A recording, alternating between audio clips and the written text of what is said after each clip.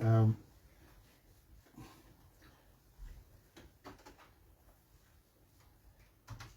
so, morning through. Morning, Mr. Sindra. Morning, law listeners, Milo, NBC National Radio. And mika 210 Milo Studio, Mr. Joseph Keta, so me talk right. So, morning through. Good morning. Me looking smile of peace me to me. Thank you. Me almost that also me talk past them the contribution from the Transparency International at this time is very, very crucial, very important for our country, Papua New Guinea, for us to bring this information across to our listeners, especially who are listening in on NBC, and also to the provinces of our country, Papua New Guinea. And Transparency International, Papua New Guinea, in partnership with National Broadcasting Corporation, hosting this series of program on NBC Radio, and various topics, especially to inform our voters, the general population of our country, Papua New Guinea, on the 2022 general election.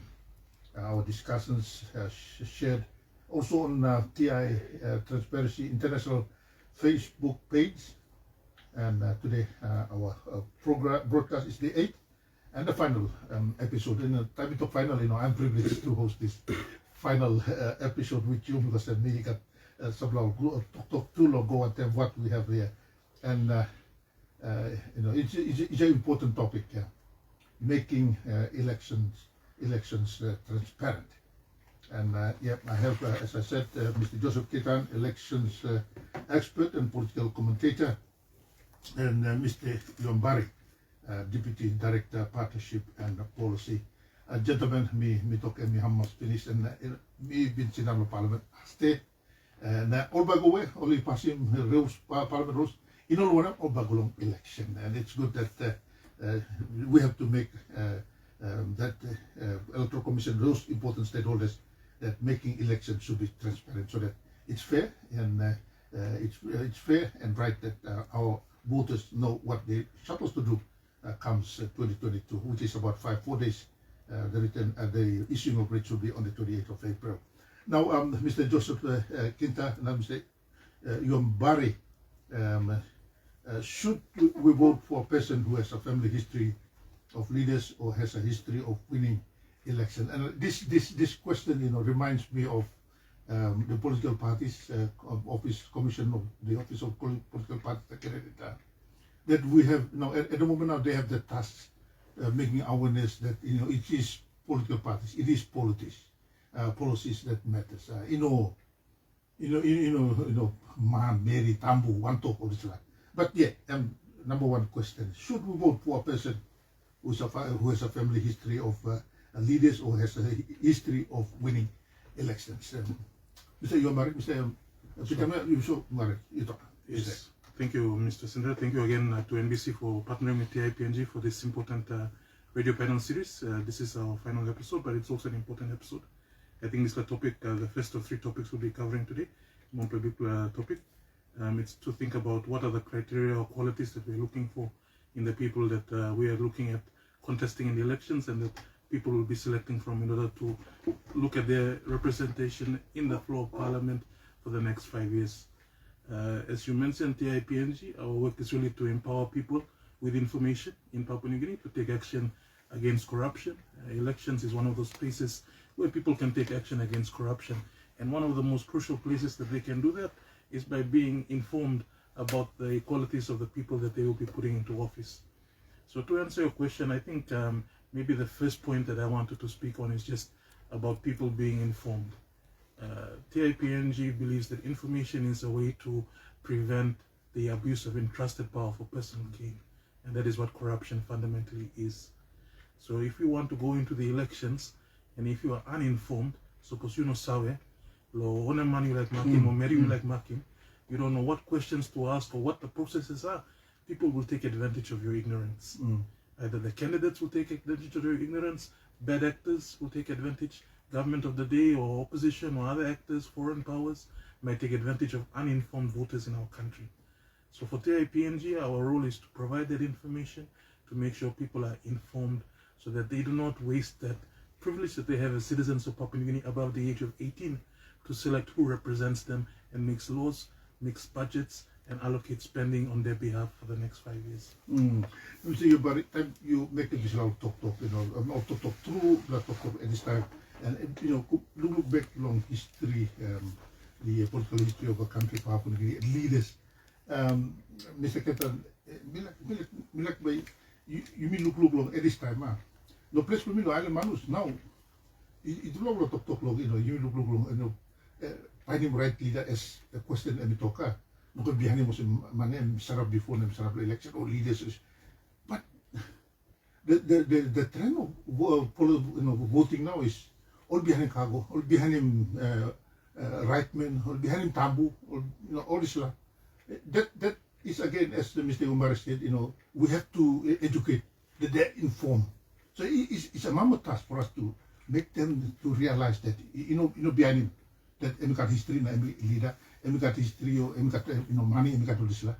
Mr. Ketan, people challenge. Lord Isplatai. Thank you. Well, for me, I'm anthropologist, political sociologist too. So I think it's better to speak from an anthropological standpoint. Our traditional leaders were groomed, they were trained through a process of socialization to become leaders. They just didn't become leaders overnight. It wasn't a game of lottery where, in a game of winner takes all, where someone just comes up and luckily wins it. Wins a seat in the leadership, on the leadership table, by chance or by fluke, either by hook or crook. People watched boys become men and men become leaders. It was a long process, and you had to excel in a number of political arenas, whether it was gardening, whether it was exchange, whether it was oratory, whether it was warfare, or whether it was magical charms to grow your yams bigger than other people's yams. You had to exhibit certain levels of skills, leadership skills. You had to demonstrate leadership, and your leadership was accepted over time, and they watched you become a leader. Contrastingly, you can walk straight from the university as a first or a second year student, with terrible grades, and go into the political arena and become a governor, become an MP, and in your second term or so, you can even become prime minister. That is very dangerous for any country in the world. I think it's one of those few countries in the world, out of the dark continent of Africa, that we have leaders who are not trained to become leaders in this country. And that's very bad for PNG. Mr. Ketan, Doctor, sorry, my apologies, sir. Doctor, then the trend that we have, Mr. Igombari said, it is to be a challenge for us to inform our people. All kat pilih sila ting-ting, and want to bring back leader, emigat, all this big men, this now that if there is the trend, that's the picture later. That will be the challenge for politics, especially getting leaders into parliament. Because sila ting-ting too was a leader, come up with this family, and when come up leader, you must go na voting is that, like you said, are we voting this person and it'll be a right leader? Yeah, our leaders traditionally had all the attributes of good governance, or the principles of good governance, were expounded in the demonstration of leadership skills in all areas of competition by traditional leaders, by true leaders. It wasn't all about keeping wealth. They acquired leadership status by distributing wealth, by providing services, goods and services to their followers. And their leadership rose and fell for as long as they were able to maintain their status as givers rather than takers, distributors rather than accumulators. We have a very dangerous trend in which we have accumulation of wealth combined with political tenure. Now, the definition of corruption is accumulating wealth while holding public office. You go in with nothing and you come out with millions. And we know for sure that many of them are using the DSIP, the DSG, and other contestable funds from PIP to feather their retirement nest. But our fraud squad, Ombudsman Commission, our Auditor General, all our oversight bodies are basically toothless now because for years they've been neglected. Their funding has been drastically cut and they've lost their capacity for enforcing legislation and for prosecuting and for referring corrupt leaders to the Public Prosecutor's Office for prosecution. We had a long stream of referrals by the Ombudsman Commission 20 years ago. We don't have that anymore now. Yeah, Dr. Keaton, the presentation of the UBS inquiry on the Parliament. No, various members, and one I can recall was the member for Kandeh. You know, he during the debate, he asked the question to define leadership. What is leadership? Corruption, and Doctor, you just briefly, but really that's the features of that for us is to define that, as Mr. Yumbari said, Itoka, to inform, make our people aware that this is the leader. What can you two tell our listeners at this time on the eve of a general election? The issue already to be the 28th of April. One way or people can look in. Doctor, you have already highlighted some of those features that we be looking more leaders. You may help them all. Mr. Yumbari talked that they are to be informed. Whenever you can find him, you may can hire him, or you may look him, apart from you may from as anthropological point of view. But then this is a leader that that the leaders have to serve. When can you may help him give him or thinking? Restoring more look leaders comes election. Mr. Yumbari. Yes, I think this is a big consideration for people. Your question at the top about looking at family and history of winning elections as an indicator. These are not necessarily indicators of the processes and following through with requirements, the duties of office holders. Winning an election or coming from a family that wins elections is not an indicator of your ability to do that. But further to your point, what are the traits that we want to see in good leaders? And I know a number of organizations like the Ombudsman Commission, the Integrated Political Parties and Candidates Commission speak to this. For TIPNG, like it's, as you said, servitude, a spirit of service. They are not just favoring the people that voted them in, but they will be there to represent the views of everyone. They have to be transparent. So when we say making elections transparent, they have to ensure that people are informed. When you look at the parliament sessions that you've been to, Parliament is not booked out for 5 weeks in a year or booked out for 2 months in a year. It's allocated in a time when you have blocks of Parliament sitting. Then you have space where during that space the work of the MP is to be within their constituency and to seek the views of the people, but also to inform them of what's been discussed in Parliament. Take bills, papers, seek their views so that they can represent them adequately. So to be a transparent person, to be a person who has that spirit of servitude, accountable, if you are going and campaigning on a particular platform and then suddenly when you get voted into office, you should have a different position on the issue that you had campaigned on. You want someone to be accountable and say, look, this is what changed and the facts that I've now considered, and this is why my decision has been changed from what I told you before.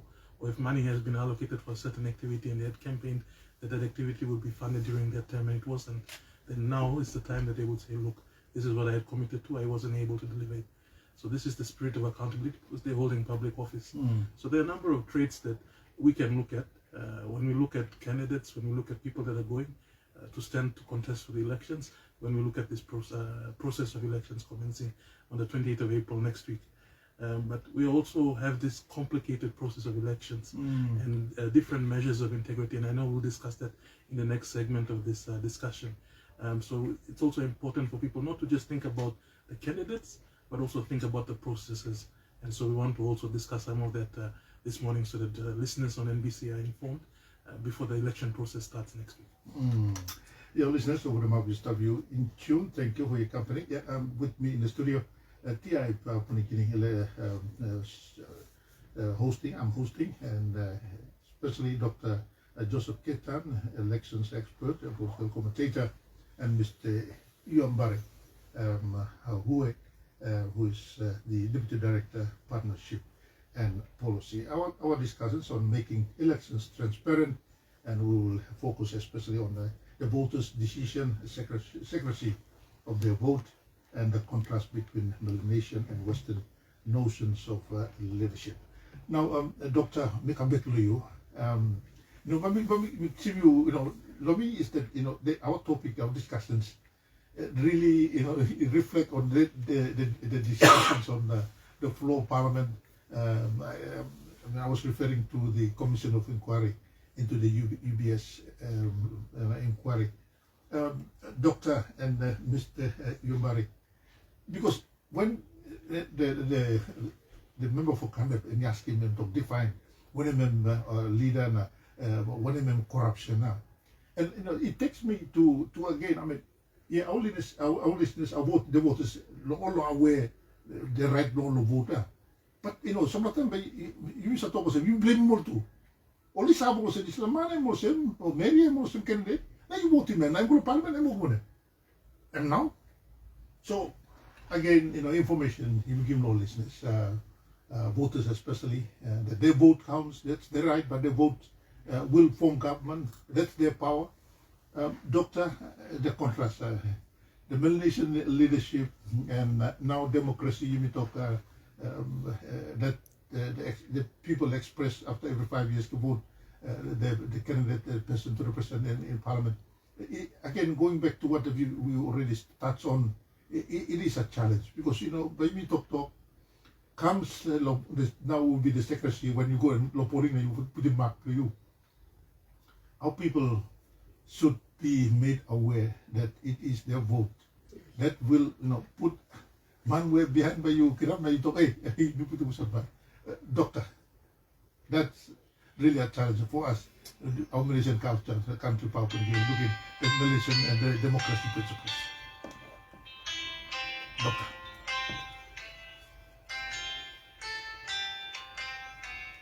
Doctor? Thank you. The secret ballot. The secret ballot is absolutely important for our form of democracy.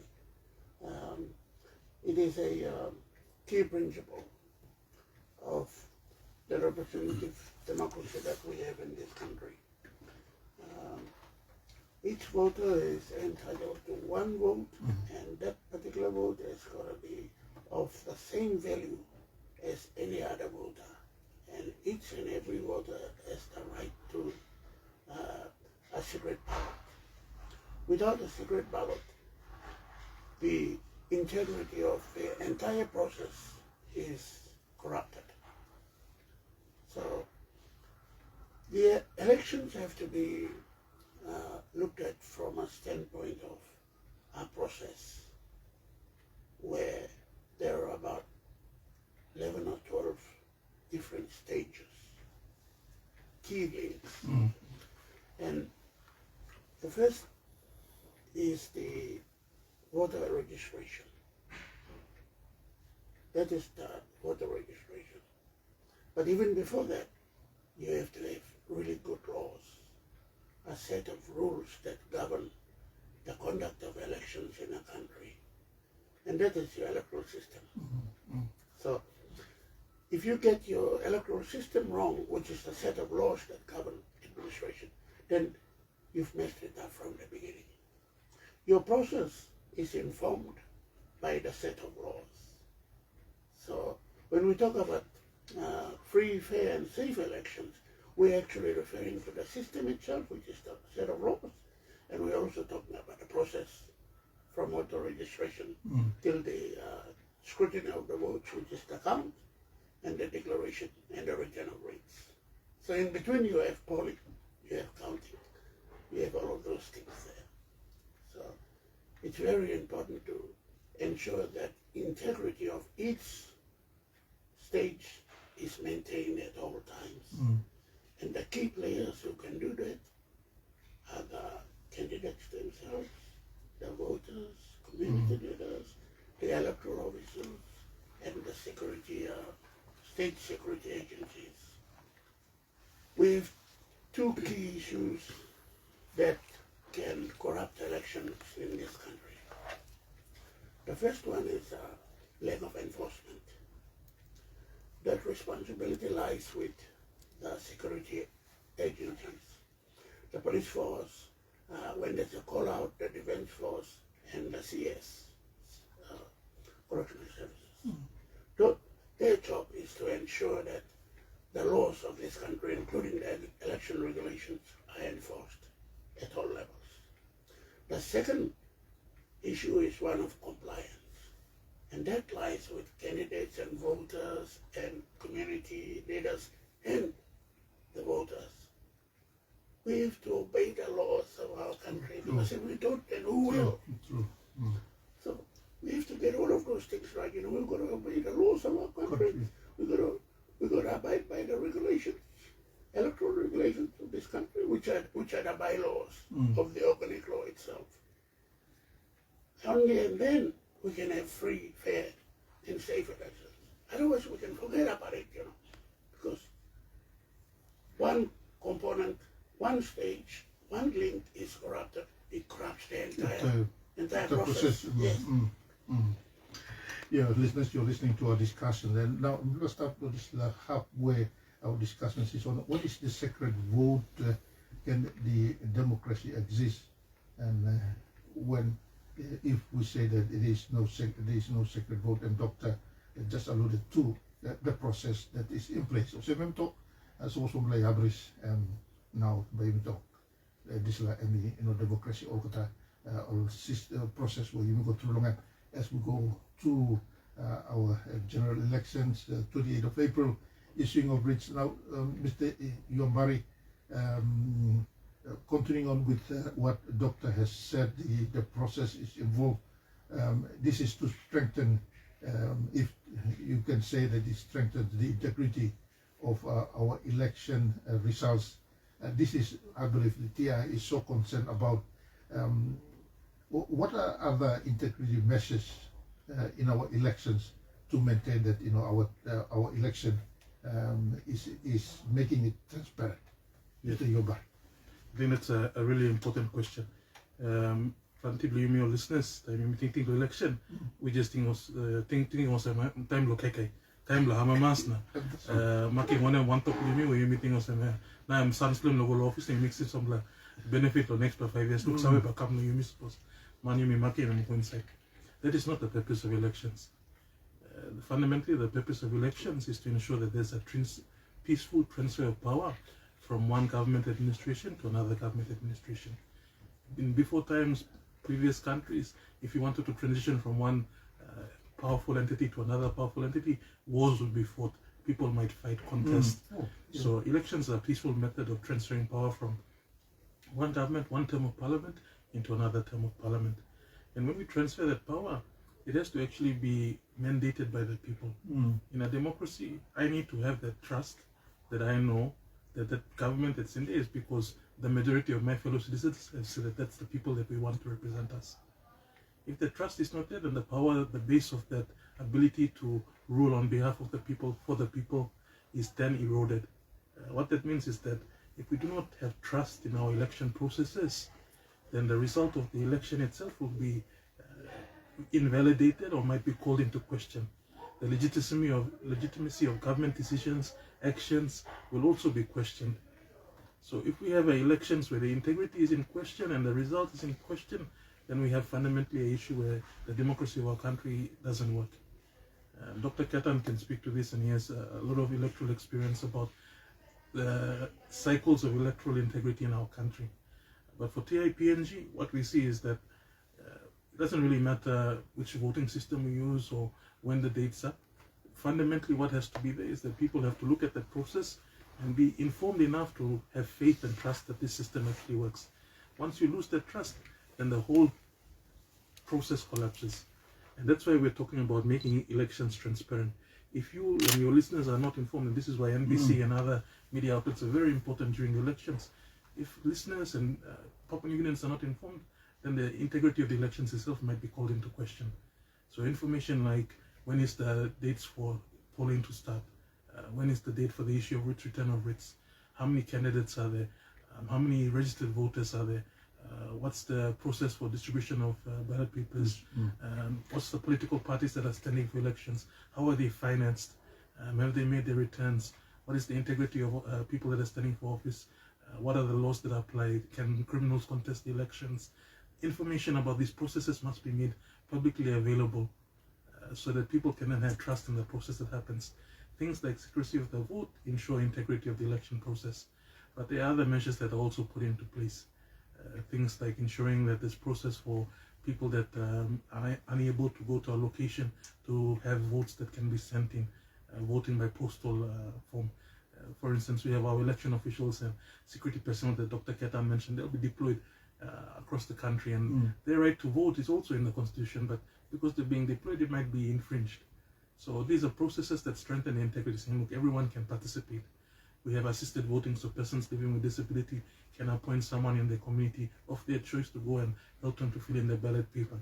We might have priority queues that allow women and young women with young children to go stand in lines, or elderly people to go, to make sure that their views are also expressed and captured through this process of voting. So it's important to have these integrity measures to ensure that we know fundamentally, once we return the writs, that this is the will of the people of Papua New Guinea, and the elections that we've had have been delivered in a free, fair and safe manner. If we don't have that and the trust is lost, then fundamentally we won't be able to have a trust in the outcome of the elections and the ability of the government that is delivered from the elections to actually act on behalf of the people. By saying that, Mr. Yongbari, then if it's the process is when, as you say here, it's a violated vote, when not met, then can we still call that it is still a democracy?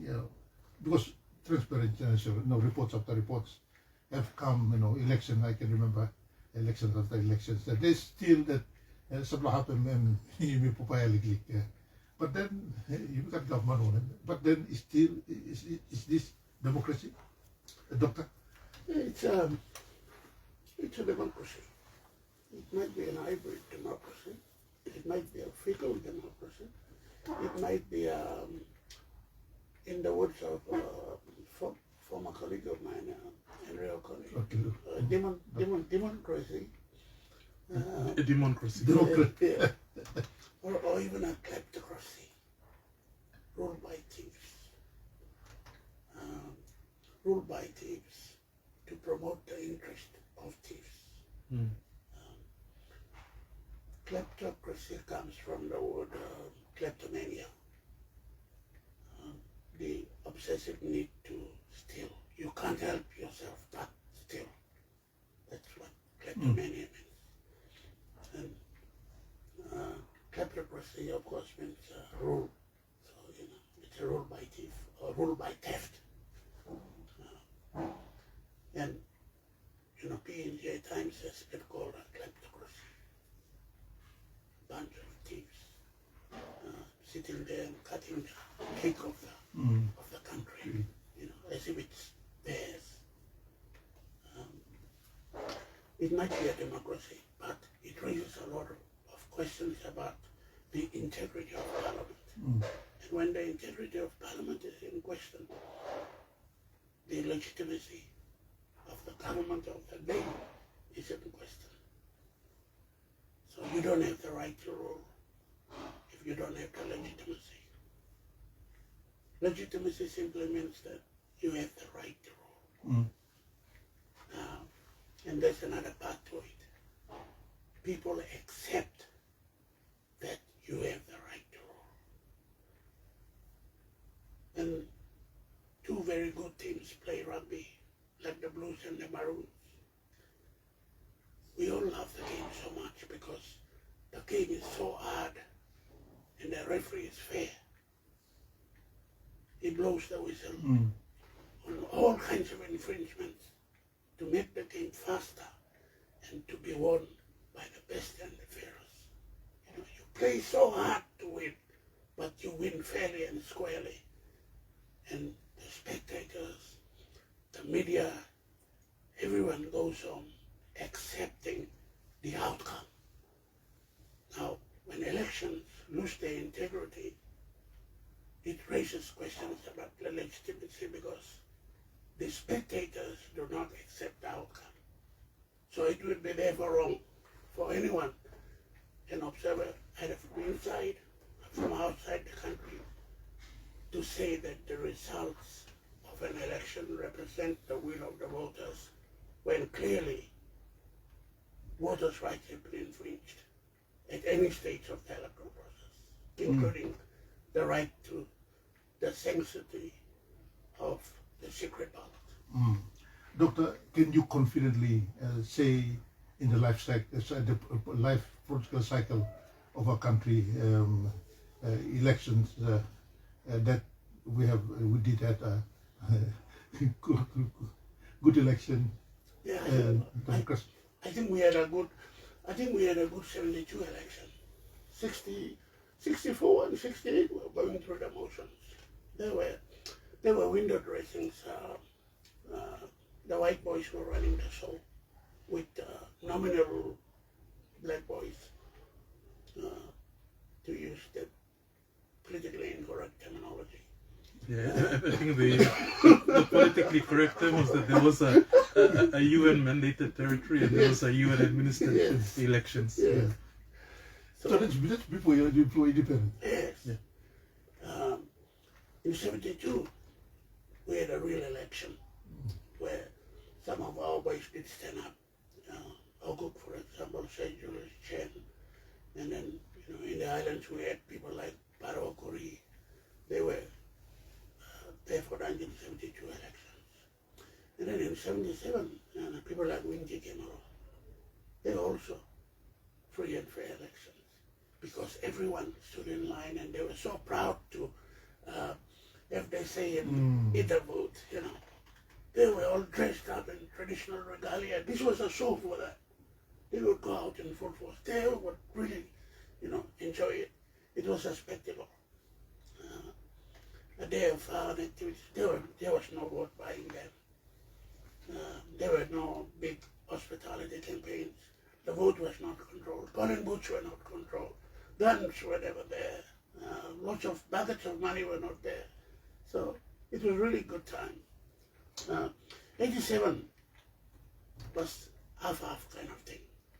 We had just moved from a virtuous cycle to a veneer where we had some good and some bad. And around 92, it began, we started entering the first phase of a vicious cycle. Bad input, bad output, poor governance, rubbish coming out of the system. Parliament was a mixed scramble of good, bad and ugly guys in Parliament, 92. And 97 we had almost a rotten election.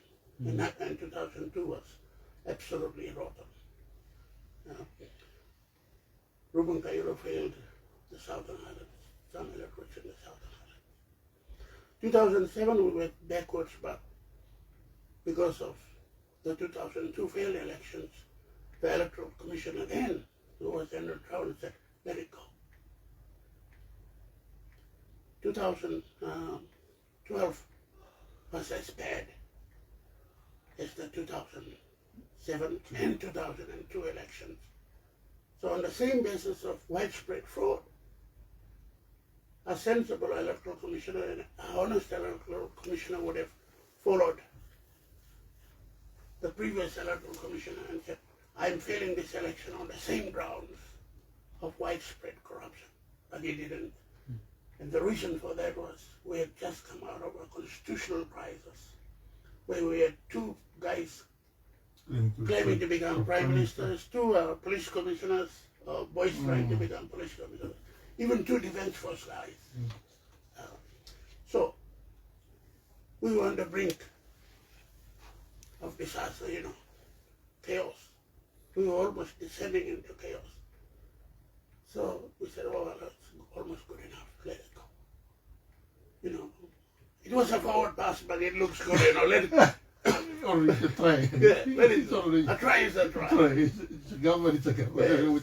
Yeah. So the referee didn't blow his whistle. The linesman almost had his Put a flag up. almost had his flag out, but he said, let him go. Where was the referee in 2017? Yeah, we'll continue on. We'll continue on. Have Doctor. Yeah. The issuing of it will be just 4 or 5 days away, 28th of April 2022. Now, here, our people of our country, Papua New Guinea, especially the voters, will be given the opportunity again in the election to elect the member to represent them in Parliament. Now, we have this issue, the challenge of the contrast between Melanesian and Western views of a leader. Doctor and Mr. Yambari, what should we look for in voters? Voters should look for for them to one thing, transparent election. You need to talk this long, but again, you may strong it, this thinking discussions because, Doctor, as you said, Mr. Yambari, again, the important stakeholder here is our people. All back along, you talk about secret vote there, and all back along polling booth there. Now, but put the mark law there. Now, you talk about government. Doctor just went through the elections, and it's surprising, it's challenging at the same time. This is Papua New Guinea, even like a good election. And the sad thing is, Mr. Sindra and listeners of NBC, that people often just say, look, passing Lumia, you might come and tell me, oh, this is the way the law says, but in my community, this is how we do things. Passing Mosem, Manta Subo Pass, Blokota Makim Pastem, Katim Beret, Imigi Mosem Tason, Imigi Mogolo, Manosem, Custom Lumi, one time Tasorosem. And this is the kind of mentality that TIPNG and other actors want to challenge. And it's actually a narrative that should be challenged by those of us that have seen practices within traditional society. And like Dr. Ketan mentioned, there are checks of accountability that existed in traditional society. You don't just put someone in because they come and shout loud and they threaten you. You look at the integrity of their conduct and you look at the testament of their actions previously. For us, when we look at transparency in elections, we think of other processes in our cultural life where there's transparency. Topics some is a game or example that I think about is that it's not done in secret. If there's a bride price to be paid, Toksaw will pass, or the line set in something, Patin Karamut, Toksaw will go, do it in a public open space, line lo man, line lo Mary, everyone's names is called, things are noted, things are transacted publicly, clearly for everyone to see. Transparent processes are part of the integrity of any society, any societal process. For you to have trust in actions that are happening, whether it's traditional society or modern society, it has to be done transparently. If it is not done transparently, whether in modern society or in traditional society, the trust again will fail. So elections are no different. Elections are a process that should also be transparent and people should have trust in it, just like we have for other cultural aspects that we have in our country. So that's the kind of discourse that TIPNG and other actors would like to see. But I know that there's still questions about the compatibility between leadership traits and whether democracy, Westminster-style democracy, is compatible with Melanesian notions of leadership. And I think that's something that maybe Dr. Ketan is more able to speak to. Yeah, Doctor, election, you will come out with leader. Melanesian culture limit, tradition limit, through the process plan too.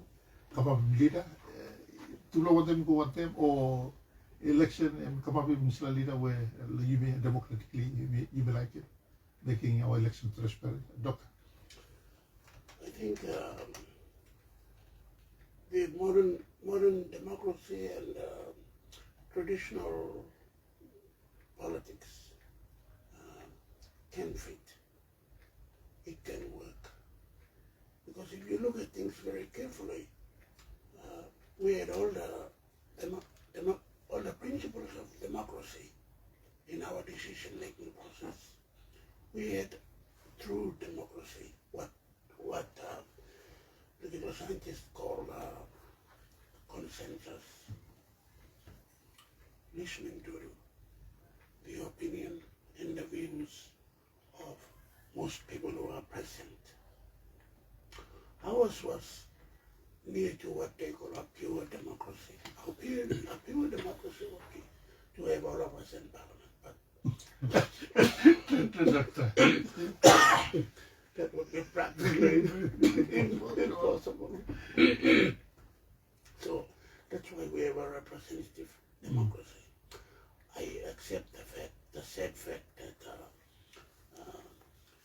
820 different language groups cannot be represented in our parliament of 111 MPs. In the same way, our 10,000 tribes cannot be represented in parliament. It will remain a sad fact that most of us will not have fair representation in parliament. But it is an option that is available for us to choose someone, if not from our own language group or from our own clan or tribe, at least someone with an alliance network, someone that we trust to be in parliament, in the hope of getting a fair share of the national cake as well as services to be delivered evenly across the country, irrespective of what kind of language or dialect you speak. So we have a good democratic system, and the good democratic system is linked to a good governance system that we had, where all the key attributes of good governance were practiced here well before the World Bank even thought about it in 1989. Their systems were for men only. That's what most political scientists forget. They think that Melanesians are one-sided and they don't listen to women. But you should listen very carefully and look very carefully, because women have a lot of say in ceremonial exchanges and transactions. Men might say, I'm giving a speech, woman, just shut up. But at the end of the day, you will see that the big white pig will go to the uncle, the wife's brother. She will run after the husband and say, I want this, my favorite pig to go to my brother, my only brother. And the man will say, shut up, woman, I'm talking. But if you watch carefully, that pig will go to the uncle, the favorite brother. That's how much power they had. A man who does not listen to his wife to maintain the status quo of big manship, he does so at his own political risk, because his wife would not feed the pigs in future. So, Doctor, the time is not aside for me, but your final words on the eve of election 2022. I still talk about the 11th Parliament will be after election. Focusing on what we have discussed, secret vote, and also electing good leaders, representing. Your final words. 1 minute, immediately, Doctor. I would rather advise voters out there to choose someone who they think can legislate, who can represent them in Parliament, to talk about the national interest rather than parochial, provincial interest, and someone who can talk on policies and ensure that the living conditions of every man and woman and children in this country, they will be saved rather than accumulating wealth for himself and for his immediate family. That kind of leader is a leader that we would want, and a leader that would bring our country forward. Thank you, Doctor. Mr. Yombari, our final program, so I give that this opportunity. Thank you so much. And again, on behalf of TIPNG, we thank NBC, your listeners, for this support to ensure information goes out. I would urge listeners, in line with what Dr. Ketana said, please, you plus stop now, election time. Look on iPass, the mouse pass stop. Listen, be active, be engaged, and be informed. There are a lot of information outlets that are there. NBC is here. TIPNG has a website. We're on social media. If you have access to Facebook, you can follow our hashtag TIPNG elections. Stay informed. Put in your harem or something come up so that we don't let these elections happen without our consent, as mentioned by Dr. Keta. And country blooming, elections blooming, we must all take part and make sure that we have a more democratic, free, fair, and safe process. Thank you. Thank you, Yombari. Doctor, thank you too. And thank you on behalf of NBC Transparency International. Thank you, too. I'm honored.